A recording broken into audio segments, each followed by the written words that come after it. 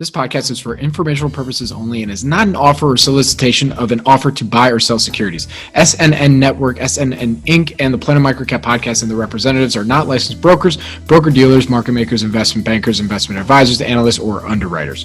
We do not recommend any companies discussed. We may buy and sell securities in any company mentioned and may profit in the event those securities rise in value. We recommend you consult with a professional investment advisor, broker, or legal counsel before purchasing or selling any securities referenced in this podcast. Welcome to the Planet MicroCap podcast. I'm your host, Robert Kraft, and thank you for supporting the show. If you enjoyed these conversations, a 5-star rating on Spotify or Apple Podcasts helps more investors discover the MicroCap community. This is actually my first episode since announcing Planet MicroCap's acquisition, a surreal milestone that reflects a 15-year journey working alongside my parents, Shelly and Lulu Kraft, whose belief and work ethic built the foundation will continue to grow. I'm also deeply grateful to Ian Castle, who took a chance on me from day one, first guest on Planet MicroCap podcasts to now. And I'm excited to keep building together as we raise the bar with our events. Join us at Planet MicroCap Las Vegas, June 16 through 18, 2026 at the Bellagio, and in Toronto, October 27 through 29, 2026 at the Arcadian Loft. Details and registration are available at planetmicrocap.com. Now, my guest on the show today is Robert Gardiner. He's the chairman and co-founder of Grandeur Global Advisors. Robert has over 4 decades of experience investing in small and microcap companies across global markets. And in this conversation, he shares how his core investment philosophy has remained remarkably consistent over that entire period. His approach is rooted in bottom-up research, identifying high-quality growth businesses early in their life cycle, partnering with strong management teams, and maintaining strict valuation discipline. A major theme of this episode is why Robert believes the most compelling opportunity in microcap investing today is outside the United States. He explains how international microcap markets now resemble the U.S. microcap environment of the 1990s, a time defined by a large and growing universe of public companies, limited institutional coverage, and meaningful inefficiencies. We discuss why regulatory changes and the rise of private equity have shrunk the opportunity set in the U.S. and why regions like Japan, the UK, and the Nordics now offer what he describes as mouthwatering opportunities. Robert also walks us through Grandeur Peak's 2-phase investment process, starting with rigorous quantitative screening across a global universe of roughly 35,000 companies, followed by deep qualitative research that emphasizes direct engagement with management and extensive on-the-ground company visits. We talk about why touching the company still matters in an era of AI and data abundance, and how global dot connecting can make investors better decision makers, even in domestic portfolios.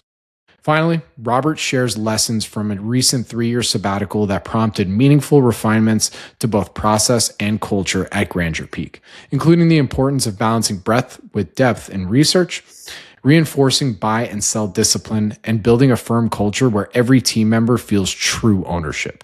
This is a wide-ranging conversation that touches on global markets, microcap inefficiencies, investment process, leadership, and long-term perspective from someone who has seen multiple cycles firsthand. So with that, please enjoy my conversation with Robert Gardiner, chairman and co-founder of Grandeur Peak Global Advisors. Robert, thank you for joining me today. How are you doing? I'm doing well, Robert. Thanks for your interest in our microcap and other funds and our fund family. Yeah. I mean, Robert, look, I just really appreciate you taking the time here. I mean, you have a storied career, even prior to Grandeur Peak with Wasatch and everything. So there's just so much to cover and dive into, including now the international fund. There's a lot. So, I mean, before we kind of get into all of that, for folks that aren't familiar with your background and your passion for investing, when did it begin? And, why did you decide to kind of, take this route in life? So my story is pretty unique relative to most. I was a 16-year-old kid in the neighborhood of a finance professor, Sam Stewart, who I grew up on 2nd Avenue, just a couple blocks from the University of Utah, and he was a professor on 3rd Avenue. One of my colleagues here at Grandeur and I were just 16-year-old kids, and we had the paper out for Sam, And this was prior to, well, this was just as the PC was hitting, the IBM PC and the Apple PC. And he needed help doing grunt work. And he knew our parents, and he said, "Hey, I'm just going to get these high school kids to help me." So I started in this business. I caught the bus from East High School in Salt Lake City and after school, and that's how it started. I never thought I would be in this profession. I had a grandfather who was a professor of economics, and I thought I was going to get a PhD. I got a math and physics degree from the University of Utah while I was working at Wasatch, thinking Wasatch was just a great high school and then college job, but I ended up loving it, and so I never went on to get that PhD in physics or math or electrical engineering, and I just made a career out of it. So I started in a different way than most. I never thought I would be a business finance guy. That's pretty cool. I mean, what were those initial, books or stuff at the time that you're like, all right, I'm hooked. I'm in. I love, like, what was it that moment where it just clicked for you? It wasn't so much books, it was just doing the work. So, I had some great mentors, Sam Stewart and Jeff Carden.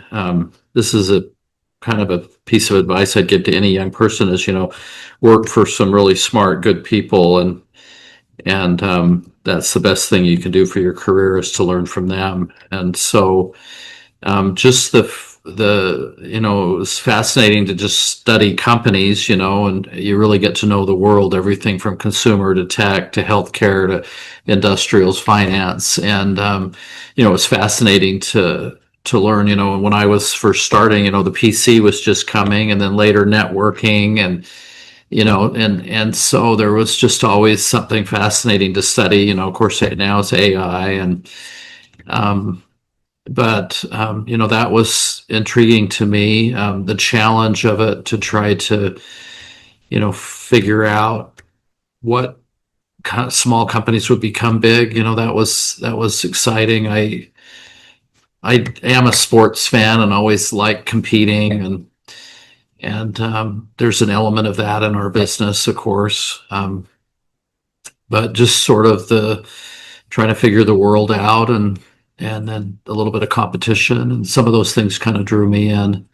Also, I would just say, I know how hard people work for their money, and having the satisfaction of trying to take care of people's nest egg, that they're hard earned money, and also helping a little guy, have a little better retirement and that kind of thing. That's also kind of appealing to me. And so those are the factors that kind of drew me to the profession, Robert. Very cool. So correct me if I'm wrong. You're when you were at Wasatch, what led you to then? I mean, you kind of alluded to it already a little bit here, but like, what were you? Oh yeah, was it you had an interest in running the MicroCap fund there, or was Sam like, all right, hey kid, you're running the MicroCap fund, like, have at it, Hoss, No, Wasatch. Sam was a really unique founder and boss. Sam never once told me what to do. It was always, what should we do together? It was always figuring out things together. The MicroCap was very much a team effort there, and so was everything. And Sam was shoulder to shoulder with us. And it was never like, you do this or that. It was like, hey, what do you think we should do? Here's everything we could do. What's your opinion? What's my, and we would kind of come to, he actually had a term for it, a Quaker consensus on everything, like talk about it until you all agree of what to do. And so that was more the environment. And, for me, it was just, hey, how can we be a great company? And, ourselves, how can we do well for our clients? And it was never like, oh, hey, I got to be the portfolio manager of the MicroCap fund. It was just, let's be a great firm and let's make great investments for our clients kind of environment. It was a little different than, yeah.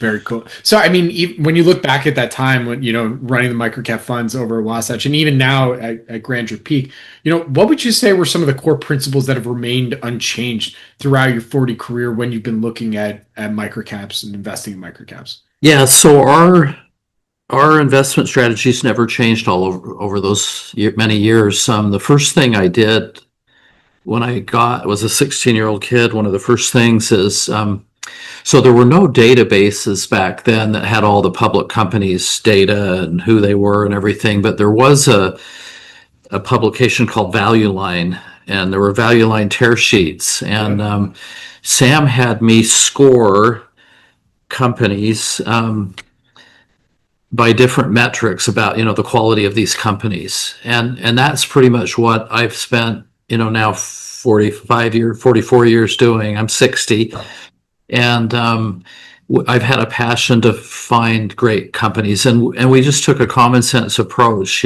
Find a great small company with headroom to grow, with a good business model, with a sustainable competitive advantage, and with a management team we trusted, and with good track records and good people. And then on top of that, we tried to have a philosophy not to overpay, to pay a fair price or a better than fair price for these companies. And I've literally spent every ounce of my energy, doing that, trying to do that. And it turns out that small and micro is a rich place to do that, and so we're still doing it today. No, 100%. My next question, going on that tangent, I'd love to do a little myth busting for some issuers out there, because you hear all the time from issuers being like, we hear from institutions all the time that we're too small for them to look at, but hit contact. I always took that as like the nice way of saying like we're just not interested. Has there ever been anything that, even if it normally is maybe smaller than what you would look at, the pitch was so fat that you're like, all right, we gotta really dive deep here? So we're kind of the king of microcaps, and there's never been anything too small for right, us. Thank you. Okay, thank you. Like, because I always like issues always. I'm like, dude, I'm pretty sure they're just being nice. Okay, well, like here's. I mean, I get it in some respects, but here's the issue for most asset managers of why they're not interested in microcap, and so it comes back to their own business. So if you're a normal asset manager, and most asset managers would have well more than like 5 billion under management, but so if you want to put even 1% into 5 billion, do the math of that, it's a $50 million investment. So you can't put it to work in a 200 million market cap, or you'd own 25% of the company, and by the time you bought that much, the stock would have doubled before you could get your position. And right. So the math of running small and microcap, somebody has to decide, hey, I'm not going to make that much money. I'm going to cap these funds, and so the revenue from them aren't going to be that big. And so if you're a big asset manager, you might want to have some small and microcap products, but are you going to put your talent on those? Because they're going to be a small part of your overall revenues. You're probably not. And so microcap kind of gets overlooked because their own business needs, they can't make money themselves as an asset manager doing that. If it makes sense. And so it's like, oh yeah, you're too small. And then the other thing is, are they patient enough? Microcaps, it's a buy and hold for 5, 6, 7, 8, 10 years, because you do get a little illiquid, and you can't just buy and sell stocks every day in them, So it takes kind of a unique firm that is dedicated to the space, willing to make less money and let their funds cap their funds, and one that has a style that's not super high turnover or anything. So yeah, no, that makes sense. Well, listen, it might help with the products, but listen, depending on who you're asking, the market cap now of microcap is $1 billion, right? Okay, Yeah. makes the products. That's definitely true in the U.S. Yeah. Yeah. We can talk more about that, but yeah. Yeah. Well, we're there. Yeah, go for it. I mean, how do you feel about that? I mean, listen, we've been kind of scaling up as we go on. I mean, when I first started, it was 300 million, or microcap 50 to 300, kind of that small cap 300 to, I don't know, you could say 2 billion, maybe billion, Yeah. right? So, Yeah. but now I'd argue that there's an argument to be made that microcap could be, the top end is at a billion. But I don't know. What do you think? I don't get overly worked up about the semantics of Sure. what the market cap is. I think Yeah. I get excited, show me a low PE, high growth, undiscovered name, then I get excited whether it's a billion or 100 million. Right. I do think, we're more purists and would view microcap as smaller. But that's hard to do in the US these days, and globally it's not, but it's moved up. And so we're flexible on the definition of that. We could call a 900 million market cap company still microcap, I guess. The important thing is that there's so many, there's fewer interesting names at the 900 million level with truly remarkable valuations, and there's many more down at the 100 to 200 to 300 million now. So the most interesting names are to us are the 300 and below. Mm-hmm.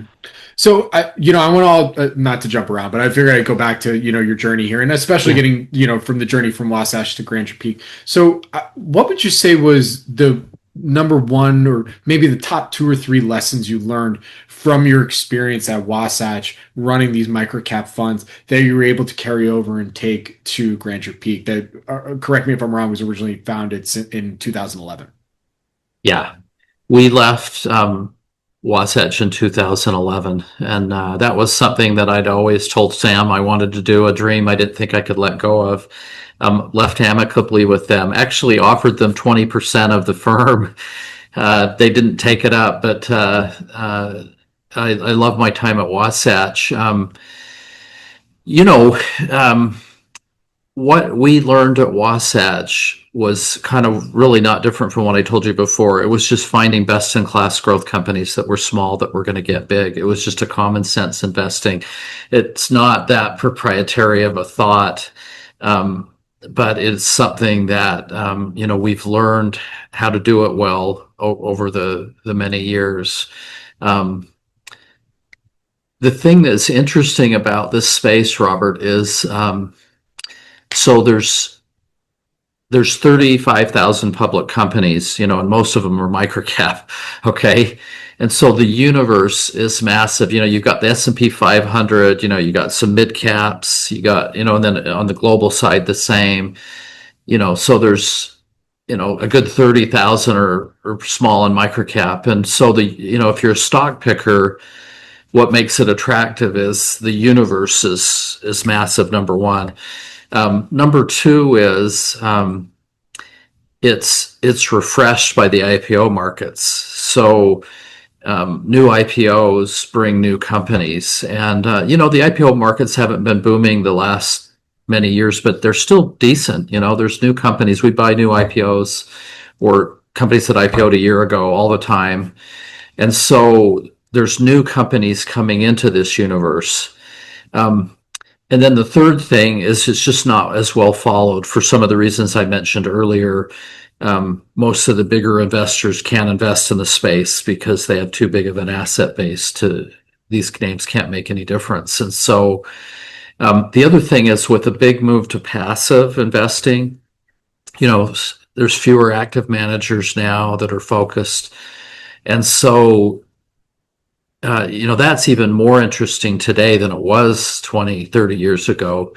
I think because of the move to passive, you have fewer active managers that are really focused on active management. So I'm a backpacker. I think you're a skier, Robert, but I'm a backpacker here in Utah. So how do I, and one of the things I like to do when I backpack is fish. Okay. So I like to fish on high mountain streams and lakes, and the dream is to go to a lake that's well stocked with, that has a lot of fish in it and that's well stocked so that they're putting more fish in, and one that not very many people are fishing at. And so the fishing's good when you do that. And if you get to a lake and it's not so good, there's many other lakes. And so this is true as a global investor.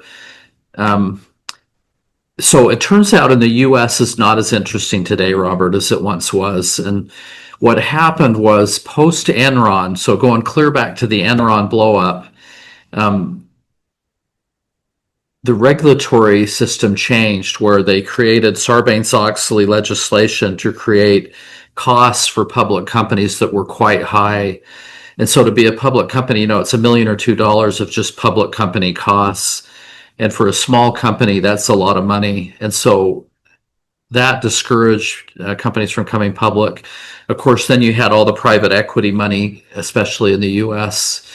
And so the alternative to IPOing as a microcap, became more interesting to probably go the private equity route than go public. And so the picture I described you of fishing at this lake, that was so true when I launched the MicroCap fund at Wasatch in 1995. And unfortunately, in the U.S., it's not as true. Now, there's still an interesting U.S. microcap space, but in my mind, it's not nearly as interesting as internationally. The international space is exactly like it was in the U.S. when I was there. And so now I think the U.S. could get more interesting in the coming decade. There's a lot of private equity companies that are long in the tooth that could come public. And then, just a glimmer from Trump was, he mentioned, what have we changed from quarterly reporting to semi-annual reporting? Do you remember he said that? That's just, that would be less public company costs. Who knows? But I think there's a chance that the U.S. could become more interesting in the microcap and small cap space, but we'll see. But regardless of that, internationally, it's just, Robert, it's a rich space. It's exciting. International's out of favor now. U.S. investors have sort of abandoned international small cap. We all know it's going into NVIDIA and Tesla and the Magnificent Seven. And maybe it's also going some to private equity. But right now, international microcap is sort of mouthwatering. So yeah, interesting. Let's dig into that a little bit because funny enough, I was telling your team this when we first chatted. I was like, I think I want to say like 6 of the last 8 episodes we've done on here have been talking about U.S. investors investing internationally. It's unique to microcap, active managers that they're all seeing the same thing of like,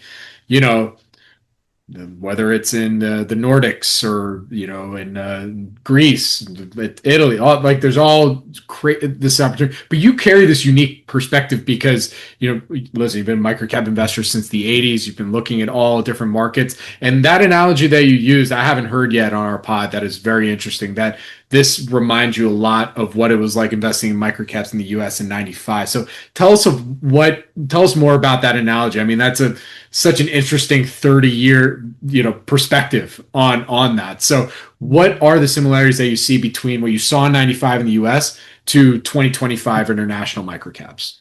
So it's just what I mentioned. The universe is large.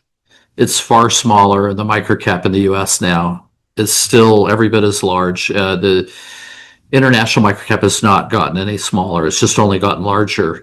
You've had different countries, whether it's in Southeast Asia or, that have kind of been emerging, even Taiwan, and they've become, so there's a lot more companies coming from the emerging side as well. But even on the international developed side, it's a rich universe. And so it's a big universe. IPOs continue to feed it and add to it, and there's just no end in sight of new ones coming.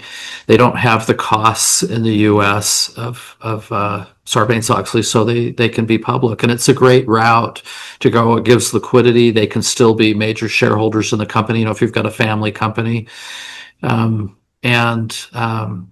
it's not onerous to In the U.S., a lot of those Sarbanes-Oxley costs too. You face personal risks of, if you make a mistake or something, you can be sued. So there's just things that go on in the U.S. that make it hard. But internationally, it's just exactly what I said: a large universe, refreshed, and generally not that well followed. Mostly there's not really a mentality, a small and microcap mentality as much as a category internationally. Even if you look at Morningstar, those categories aren't as well defined. And even internationally, there aren't that many boutique small cap and microcap focused managers. And so this space gets relegated to a lot of retail investors, which breeds market inefficiency, that creates opportunities for active managers. I was just in Japan last week, and 3 weeks ago, you mentioned the Nordics. I was in Sweden. There you go. And in Sweden, I think there's maybe like 600 public companies. I don't quote me on that, but as we screen in Sweden, there's 50, 60 great microcap, small cap, and even more than that. But there's literally 50 that we think all of them are interesting. And these are companies where you look at them and you say, this company can double in the next 5 or 6 years, and then probably double again in the next 5 or 6 after that. And so, that's a pretty interesting company. That's a 4-bagger in earnings, and then they're reasonably priced. In Japan, a lot of really, really interesting things are going on. Starting 3-4 years ago, the corporate governance has improved. You had a lot of companies with balance sheets, massive cash balance sheets that they weren't putting to work, and they weren't very shareholder friendly. But there's been a massive move, partly because of the exchange, to incentivize better corporate governance. So what we're seeing is dividend payout ratios are massively rising across the board in Japan. Stock buybacks are massively increasing. M&A is increasing in Japan. I think you had a generation in Japan, that built Toyota and Honda and Mitsubishi and all these great Japanese companies, back when I was a kid. And now, that culture there, they wanted to just hang on to what they built. But now their grandkids, they want to build their own companies. And there's just a very rich small cap and especially microcap universe in Japan. And the corporate governance issues are getting better. And we just see a lot of dynamic companies. I saw 28 companies in a week last week. Wow. I sit and I look at them, and it's like these companies can double and double again, and so that's exciting. Another one that I'd throw out is the UK. The macro has been tough in the UK, Brexit, but the Ukraine war, and now the uncertainty of what Trump's doing. It's been a pretty tough macro environment in the UK, and so. In that kind of environment, small and microcap stocks sort of get beaten up. The fundamentals aren't quite as good there because the backdrop of the economy and so on is not as good, though many of our companies are global, so they're less affected by that. But in general, that's kind of more of a beaten up area. That the quality of the companies is outstanding. I mean, there's just a ton of great UK companies that are well managed. And while their momentum, their fundamental momentum isn't great, the valuations are, off the charts interesting. So this is just to give you a little fill in some of the developed microcap, but there's just this is what's exciting to us.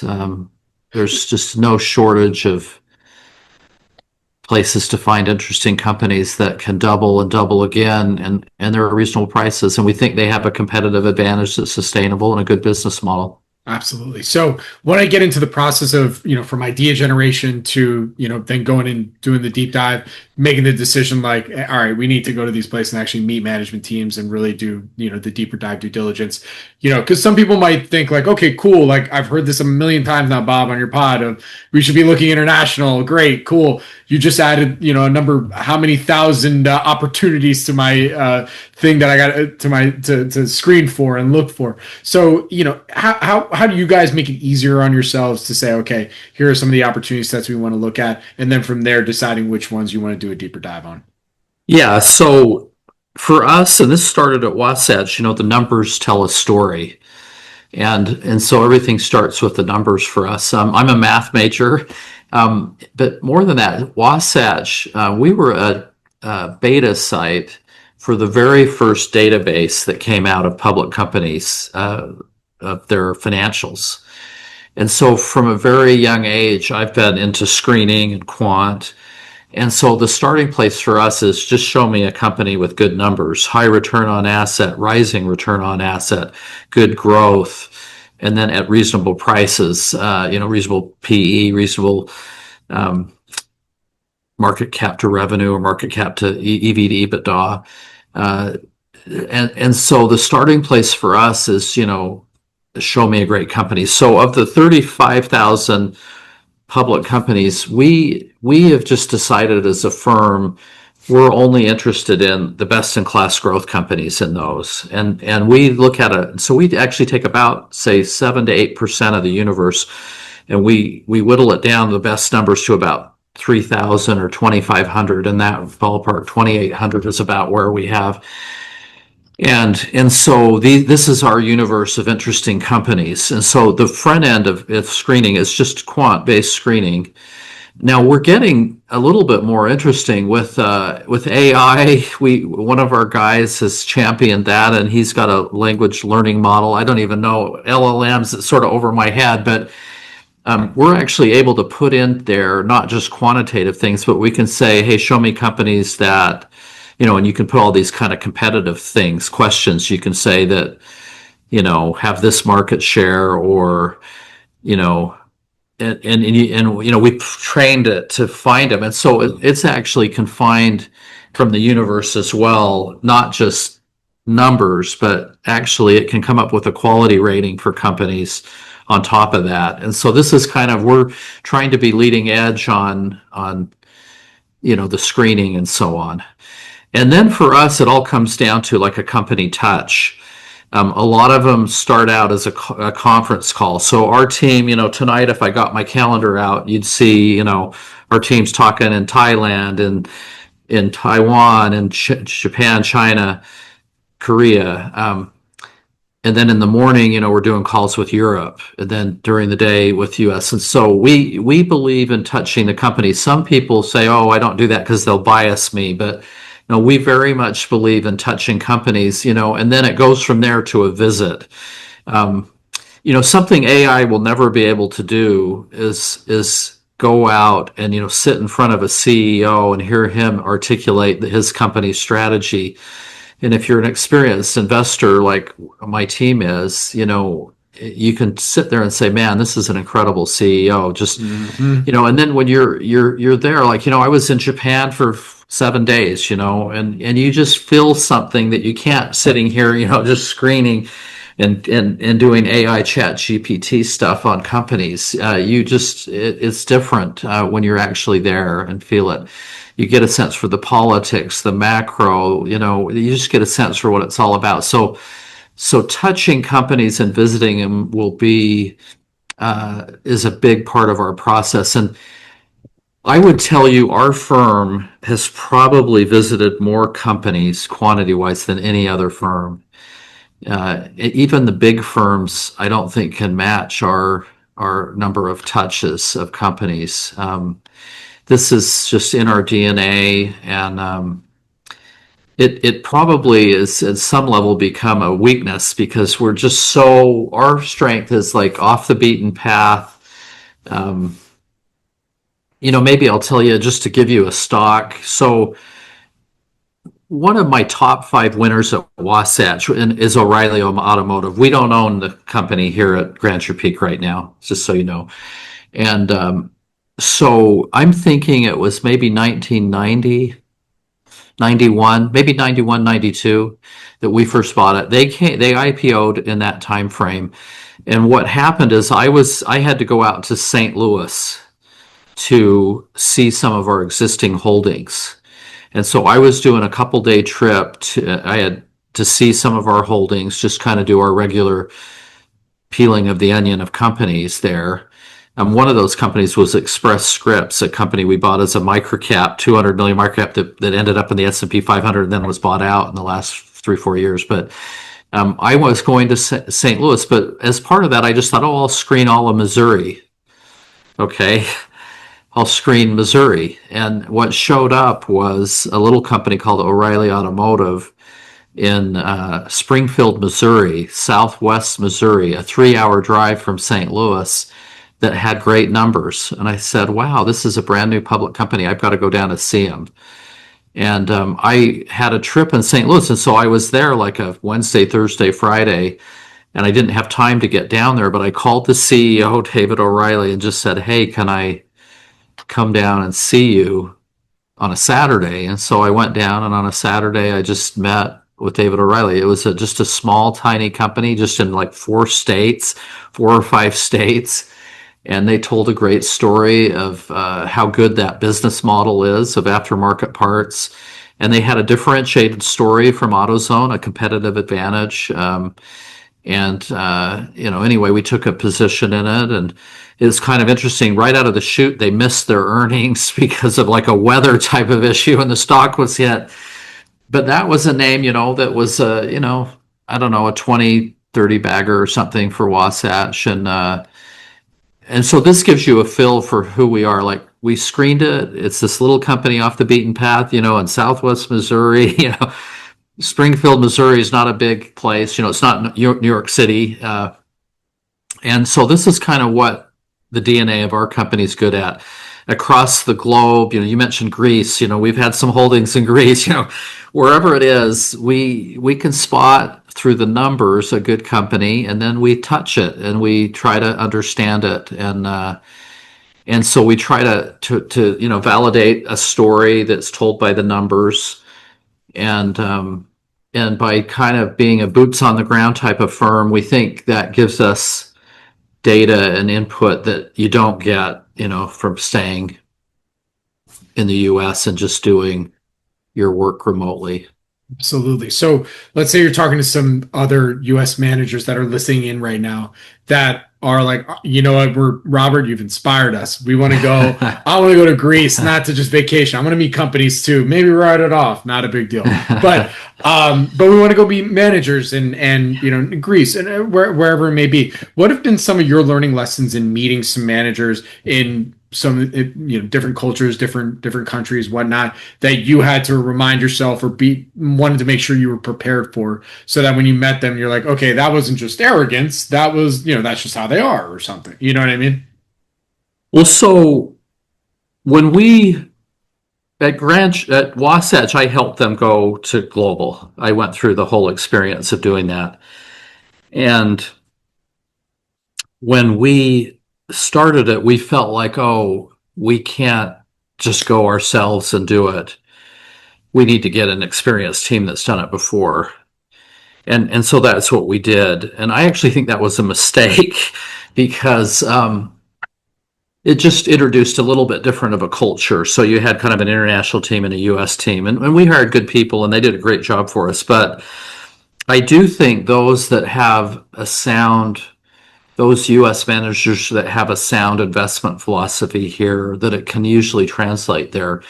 A great company in the U.S. has the same characteristics as great companies elsewhere. And if you've learned how to do it there, you can do it elsewhere. Now, having said that, there's just a huge learning curve. Currencies, politics, and every one of these markets is, there's just so much to learn. And to be honest, I feel like even me, I'm only at second base now. I've got more to learn. The nice thing for our team is a 15-year-old firm, and also us having the experience of international at Wasatch, we're a pretty seasoned team, but I still feel like we have a lot to learn internationally. We've done a lot of things to try to get better. One of the things we do is we try to form partnerships, not partnerships, but friendships with asset managers globally. Because there's some great asset managers, and we become friends and share things. Over the years, we've had some analyst exchanges where some of their guys come to the U.S. and we would send some there. So there's a lot to learn in these countries, but the core of the matter, though, of just like the philosophy and what makes a good company, I think it works. It translates very well. But I do think that there's a lot. My partner Blake, who's my kind of, the two of us are founders. There's three of us founders at Grandeur. He's I'm a guy from Utah. You can kind of picture Utah. Most people don't realize how global Utah is, mostly because of our background with our church here. They have send missionaries out, and I went to France, but Blake is from Toronto. Okay, Toronto is the most global city in the world. The most different cultures there, and one of the things I pride our firm in is just we're very globally, we have the global genes in us. My wife is a first generation American. My mother-in-law is from Stuttgart, Germany. My father-in-law is from Romania. And there is a lot to still learn there, but I think the core philosophy that we had at Wasatch just translated beautifully internationally. There's still a lot to learn, I guess. Absolutely. So, to close the book on the international, conversation here, what are some of the main things that you would want others to learn from your experiences thus far, investing internationally for all these years in microcaps? What's some of the main lessons or things that folks should really be aware of as they're maybe getting started on their journey of looking, outside the US and Canada, for instance? I'm a disciple of Peter Lynch. Okay. My mentor at Wasatch was Jeff Carden, who later became the president. He was Sam Stewart hired him as a college kid, and Jeff loved Peter Lynch. And when I first started, and he wrote One Up on Wall Street. A lot of people don't necessarily think that's a great book, but if you're talking about who's saying that, I don't know, but I love what he, my favorite kind books. of what he did.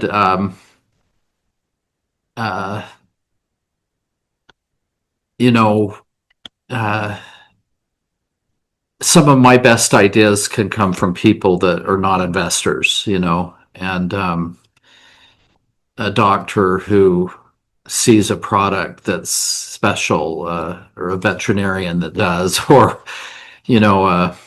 on the consumer side, it's something more obvious for everybody, or just a great businessman who has a business that's great in the U.S. What's the similar one globally?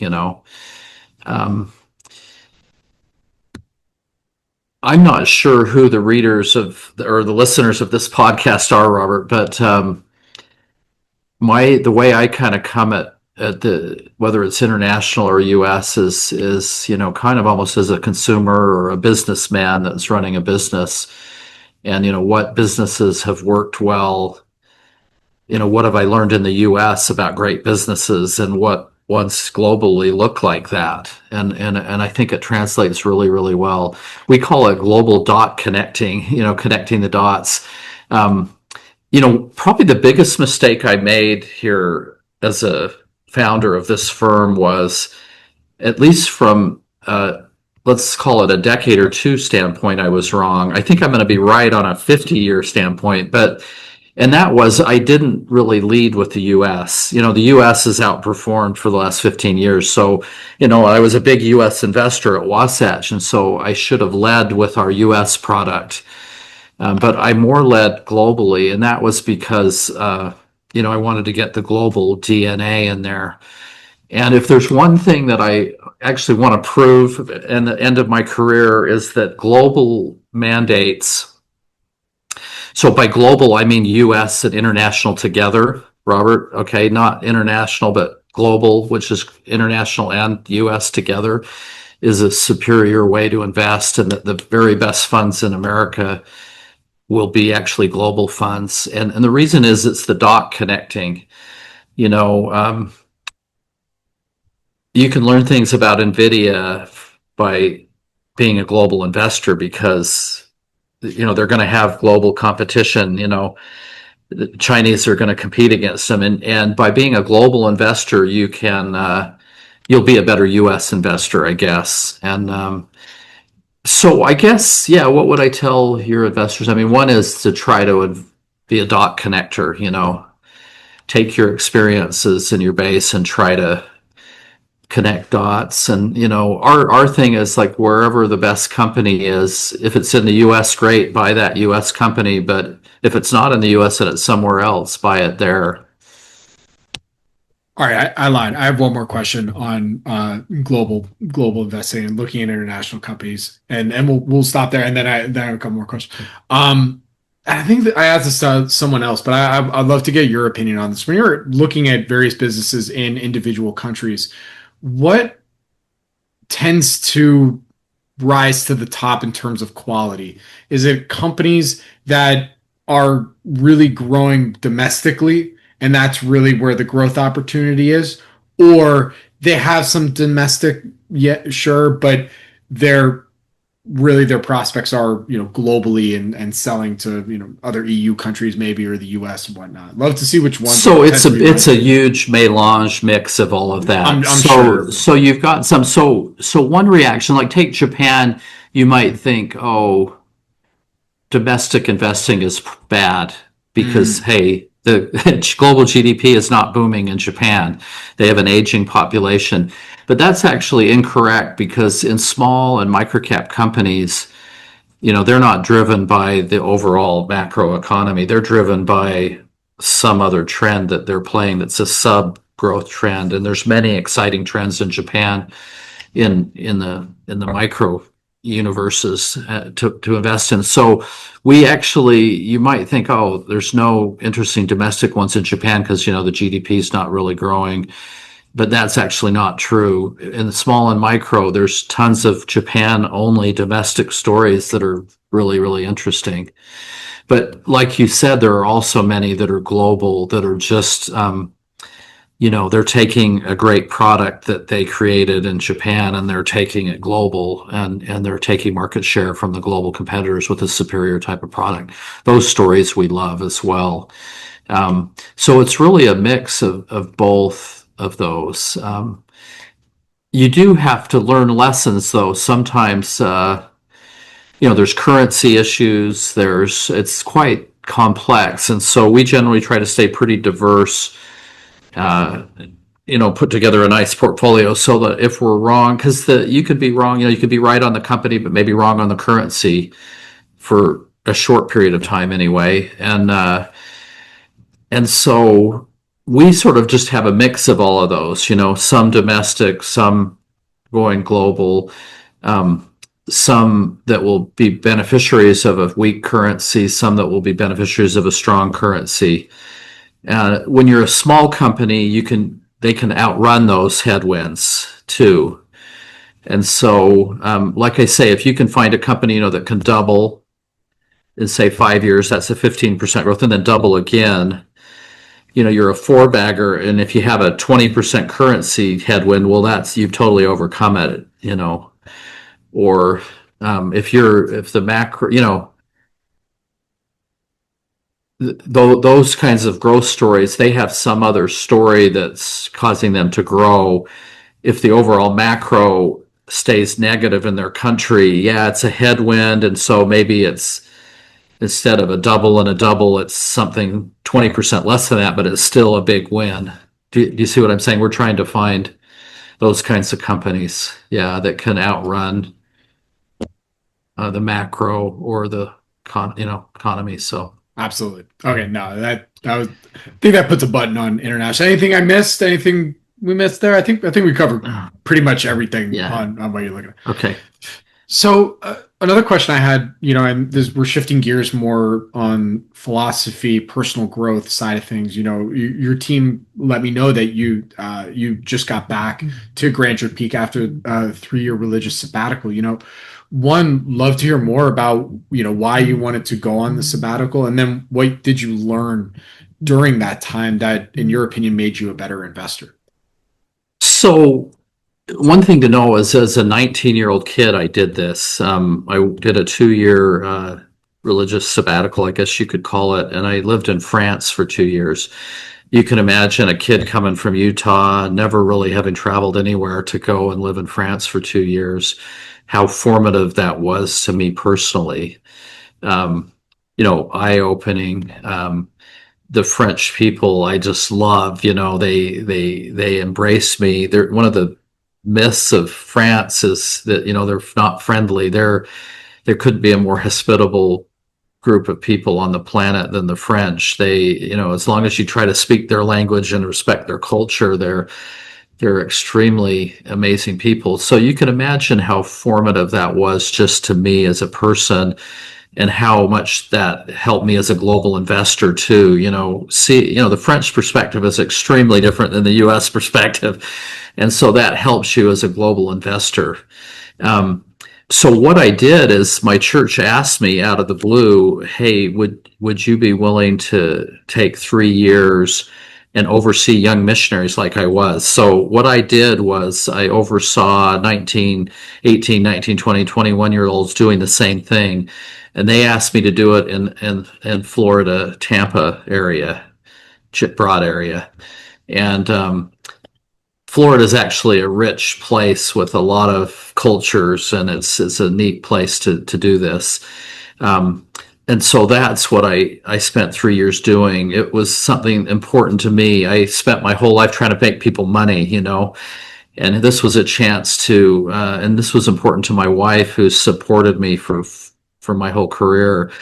It's something she wanted to do, and to try to help people in a different way, in their lives. And so this was really special to me, not just those missionaries that, the young people that did it, that we oversaw, but also just the people there. It was a rich experience. What did I learn? So we, as a firm at Grandeur Peak, so my career at Wasatch was, most people think it was really a magical career. They kind of view it as a straight up kind of thing. And the reality was that my career was actually born in adversity. When I first started at Wasatch, when I first committed to Sam, "Hey, I'm not going to go be a scientist. I'm going to be a stock picker." It was actually at a time of real adversity, where Wasatch's assets had gone from 300 million to 70 million. They lost their top 3 clients. There was a headwind to small cap, and so everybody was throwing away small cap, and we had struggled a bit stock picking wise in 1 year in particular, and we lost our 3 largest clients. And it was in the face of that I said to Sam, "Hey, I'm coming on, let's turn this around." My parents thought I was crazy. My brother had just gotten an MBA from Wharton, and it was like, "You should just go, Wasatch just falling apart. What are you doing?" And so over the years, we've had, at Wasatch, we had the global financial crisis. It was a pretty tough time there for the firm. And there was a third time that was similar.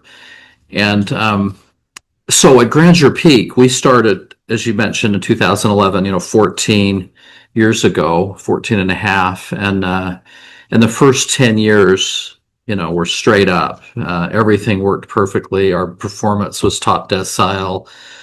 And then these last 3-4 years have been extremely difficult. Our style's been out of favor, and we had things to learn.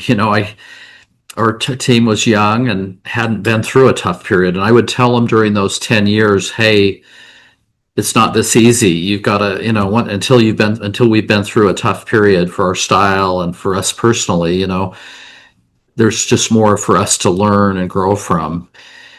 And so actually during these past 3, 4 years, it's been one of those times for the firm. And we've we've made more mistakes than we had hoped. Our style's been against us, and that magnifies your weaknesses. But the biggest things I've learned just personally is, I've been able to see the mistakes I made in the 10 years of the building of the firm. And I've been able to see some things we need to tweak. I'm happy to talk about some of those things if you want. But one of the things that we did is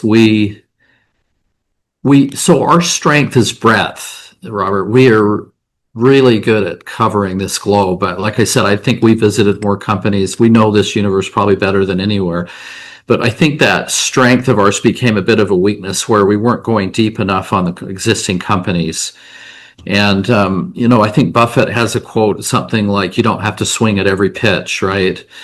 When I ran the MicroCap fund at Wasatch, which was the number one fund over a decade, I can't believe how many stocks I missed, that were microcap, that were incredible.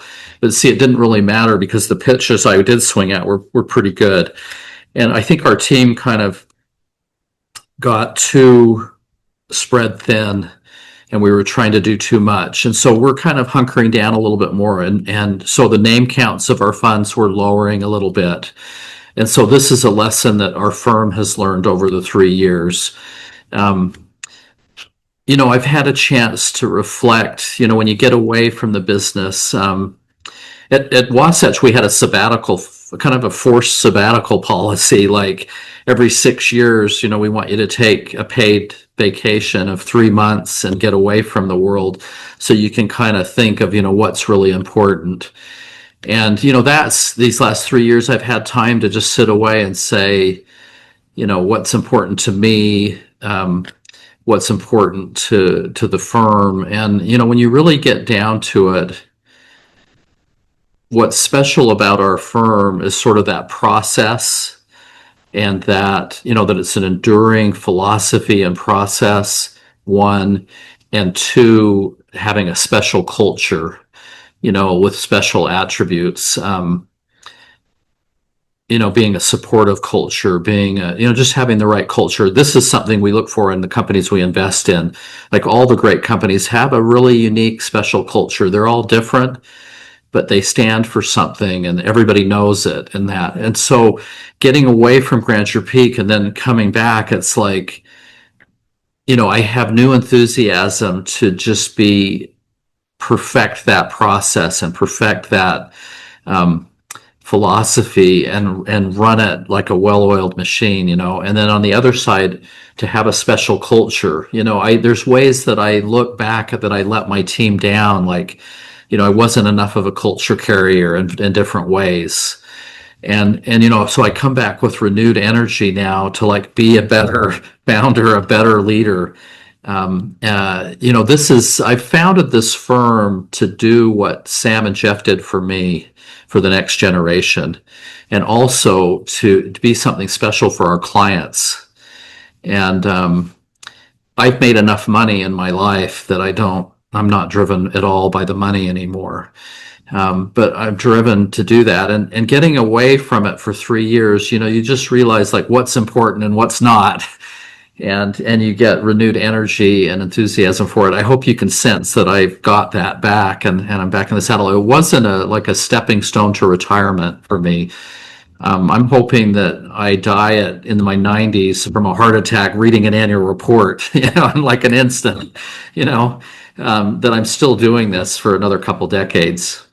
Yeah. Yeah, no, you said you're so young man in this game. I mean, have we seen some of your contemporaries, how long they were going for? So, this is inning 3, if that, Thank you for making me feel young. Yeah. Well, I mean, gosh, I don't even know what else to ask, because that was just such a perfect answer to everything, in terms of, life lessons, focus on culture, and lessons learned from just taking some time away and really thinking about what's most important. I mean, Gosh, I would have more questions, but geez Louise, like it would just feel disingenuous to end to go forward beyond what you just said there. But I'll be disingenuous and ask you anyway. So what were those main lessons you learned during those first 10 years that you were able to say, okay, these are some good things. These are some of the things where we could be improved for, just for the elasticity of the firm and growth Yeah. and better culture, all that kind of stuff. Yeah. Well, so, um, you know, I think culture is so important. I'll tell you, so I had a colleague who left the firm, and this was right. So 3 years ago, when I took a sabbatical, the religious sabbatical, just after I did that, he left to start up a private equity firm. He later went to, it didn't work out so well, and he later went to a competitor. And so I was off on my sabbatical. And to be honest, I started out breaking my back right before I left. I had a severe back break. And so I was a little bit distant from my Grandeur Peak. And I was surprised that he never called me, to um, talk to me and say, hey, I'm leaving to start this. And because, I had known him. And so I called him, Robert, just before getting back. And I said, oh, I'm surprised you didn't call me. And he said back to me, Robert, I was surprised you didn't call me. And that hit me like a ton of bricks, like I had let him down, that I wasn't as there for my team. When you're starting up a company, it's like changing a tire going 80 miles an hour. There's just a lot to do, and it's hard to be there for everybody. But maybe one of the biggest lessons I learned is like, I'm here for my team, and they need me. And, you know, uh, that's maybe the biggest thing is that, and the other thing is I could tell that he didn't feel that Grandeur was his company. He felt a little bit more like my company. And so one of the biggest lessons I learned is, I want this firm to be everybody here to feel like it's their company. Sam Stewart did that for me, and Jeff at Wasatch. I felt like this was my company. And and so maybe the biggest lesson I learned is that I want Grandeur Peak to be a special culture and a special place where this is family. This is and we support each other in the tough times. We do demand a lot of each other.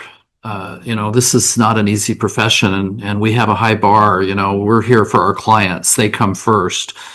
But that was a big lesson for me, is that I need to be a better leader. When you've done this for a long time, you're starting up a company, you're running 80 miles an hour, you get a little tired, you get a little complacent, you get a little bit, and I just have renewed energy to be a better colleague and teammate. And then just the other lessons are just around the process. I alluded to one issue of, hey, we need to be as good at depth as we are at breadth. That's one thing that I think we got too strong on breadth that was taking away from our depth. And one of those things is, so for like example, on our buy-sell discipline, we got a little bit less disciplined than I'd like. We have a framework of kind of three vectors. The quality of a company. We rank all of our companies, A minus, B plus B. And then a vector of what we call fundamental momentum. Is this company doing well? Are they going to beat expectations? Are good things happening? And then the vector of valuation. And we have kind of a matrix of buy, sell, hold around that, and a weighting around that. And what happened while I was gone is we got a little too focused. We felt like the valuation metric was more higher than momentum. And so some of our companies lost momentum, and we were hanging on to them too long on the kind of value trap type of thing. And so in terms of the process, one of our things that I really want to polish is like, run this process with more precision. And then there's just 100 more things, better screening, being more diligent on following up on the screening. And it's mostly doing 1,000 things 1% better, versus one thing that we need to fix. Does that give a little bit of a feel for? Yeah. Nope, that makes total sense. I very much relate to that. Versus the 1,000 things, I just hope to do like 10 things 1% better. And even that's a struggle, especially with 3 littles at home. Yeah. But Robert, we've covered so much, and my goodness, do I appreciate you taking the time here. So I'm sure I'll have you back on at some point to give an update on global investing, new things as they come about, whatnot. But for folks that want to find more information about you, the Global MicroCap Fund, where can our audience go and find more information? You should ask my marketing people that. Yeah, we do have a website, grandeur.global.com, I think.